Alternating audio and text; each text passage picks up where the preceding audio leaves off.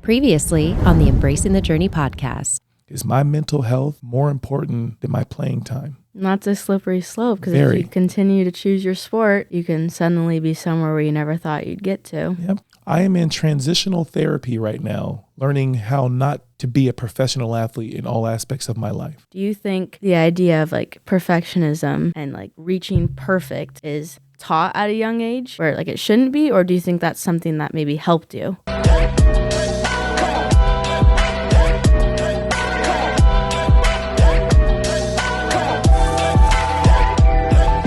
Hey everybody, welcome back to another episode of Embracing the Journey podcast. Today's a little bit different. I'm actually being interviewed by one of my very own athletes. She plays soccer at Washington State University, and I can't wait for you guys to hear about this episode, so stay tuned. Do you think that mental shift like extended your career or made you able to like achieve more? I don't think it extended my career. I don't think it made me achieve more either. I think it made me calm down. You want greatness for yourself, right? Yeah. What if I looked you in your face and said, your greatness for you is not going to be at the cost of winning every soccer game. It's going to be at the cost of you staying later after practice doing things that other girls on your team don't want to do. Or if I said you need to win every soccer game or shut down your opponent, you do personally, which one is more attainable for you? Putting in the extra work. It'll make you have more love for the game. Yeah. You'll have more longevity because you've released extra pressure where other people are actually adding pressure on.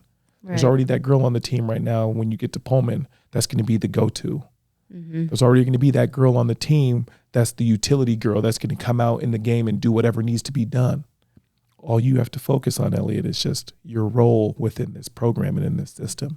And like speaking on like your love for the game, was there ever a time in your career, like high school, college, or professional, where you thought you had lost all of your love for track, or you didn't see yourself continuing, or like you needed a break or you needed to quit? Several times. I said, Coach, talking to Al, I said, why do all these athletes, why are they all able to drink and smoke and do all these drugs on the weekend?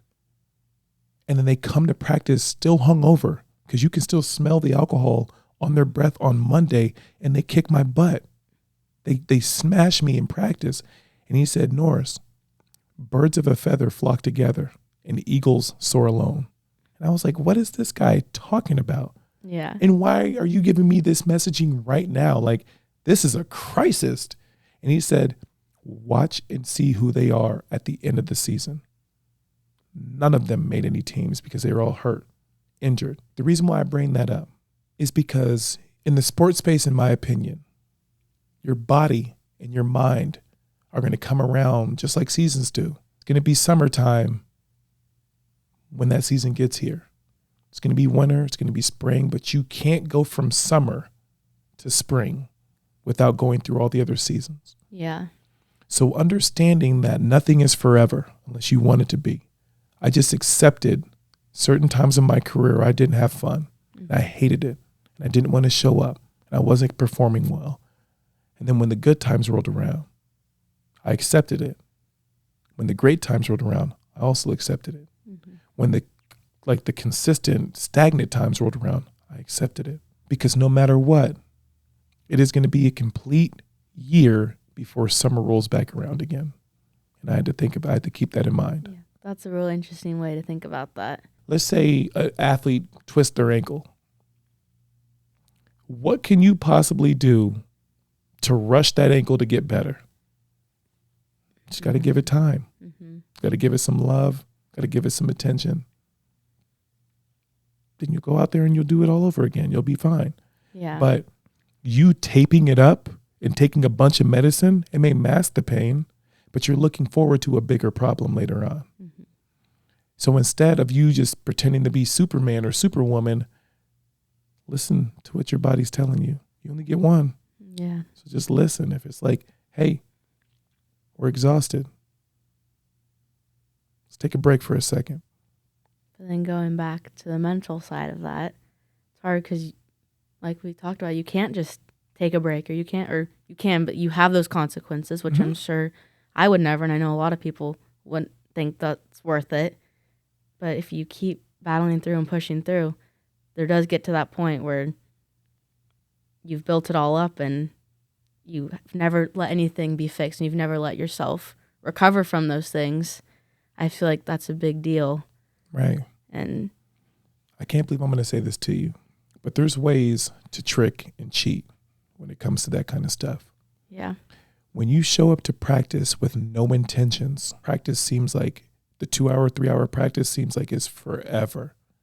When you show up with intention, everything about your practice changes. Looking to start a podcast, live stream, make a presentation, or perform on stage? Samson has all the gear you need to help you become a successful content creator. To learn more, visit samsontech.com. When you're dealing with a certain type of athlete, right? Like I had knee surgery in the middle of my career. I had 4 cortisone shots in this one knee alone, and you're not even supposed to do that. But in the process of me going to physical therapy, I was only required to go to physical therapy twice a week. I went 5 days a week. Yeah. Just so I couldn't sit at home and be in my own thoughts. Right. And we can only work on my knee twice a week, but what's to stop me from doing upper body stuff? What's to stop me from doing push-ups? So the reason why I'm telling you this is like, it's simple. Your mind can be shutting down because of everything else out in your social life, and it's just affecting the sport piece, right? Your body is going to do whatever your mind tells it to do. Right now, if I continue to tell you how hungry I am, after a certain point, you're going to work up an appetite. Yeah. Right? If you tell your body, it's okay, this isn't forever. This isn't forever. Eventually, it's going to detox out your body. When I was training you, why do you think that I always made you write in your journal every day before practice? Why did I have to look at it every single time before we would start practice? Is if I could read something that didn't make sense or the patterns of your behavior changed, I would have to dictate how I would train you. Yeah. Right? And it's different between men and women, right? There's certain things that women have to deal with physically that men don't. And if I am on the forefront, if I have this information and this knowledge, I can be a better coach to you, right?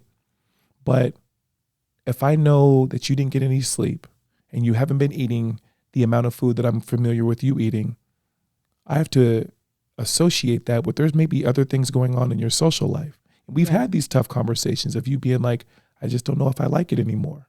Right.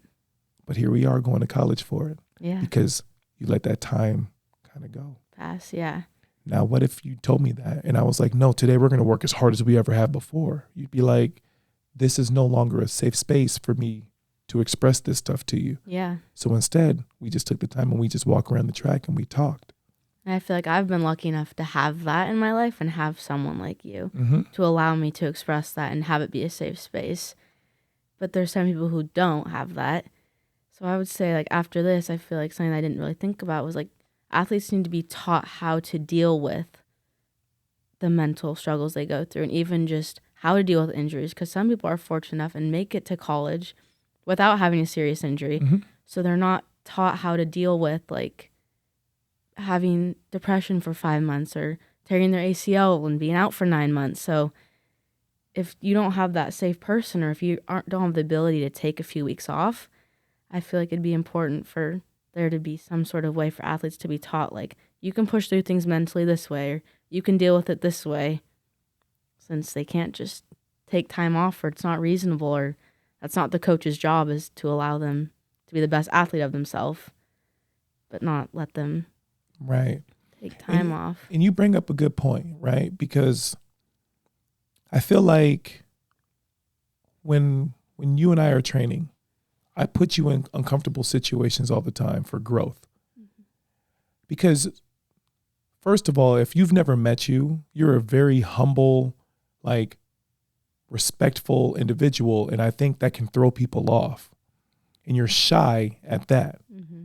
But when I surrounded you with college men and trapped you in these scenarios where one person was a stronger runner than you and then one person was a tad bit faster than you, making the illusion that you couldn't slow down, Mm-hmm. but you weren't fast enough to catch this person in front.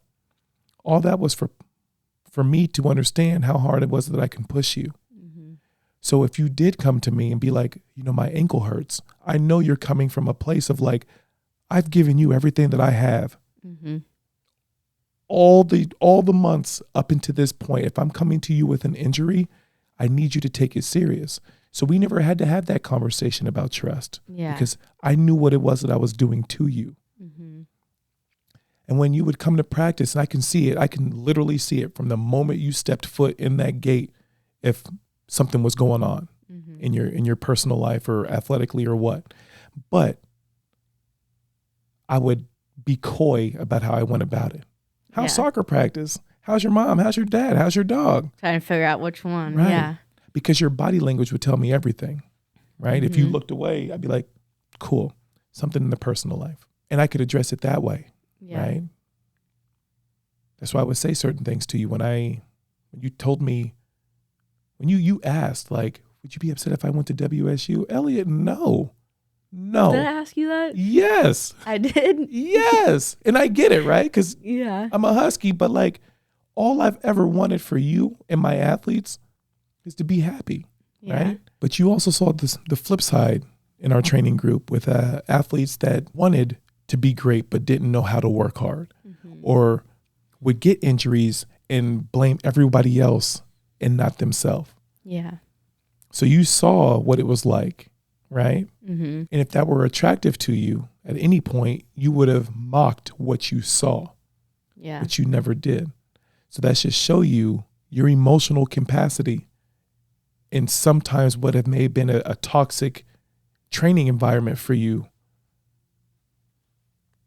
but how you separated yourself from that. And do you feel like emotional capacity is like inherent, like that's because who I am, or it's taught? Like I feel like personally, my capacity for pain and like unenjoyment was pushed to the limit by you. Mm-hmm.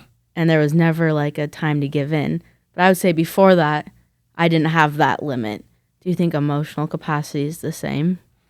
Yeah, I think a lot of that stuff, once you've reached a point, a breaking point, that's when all the magic happens.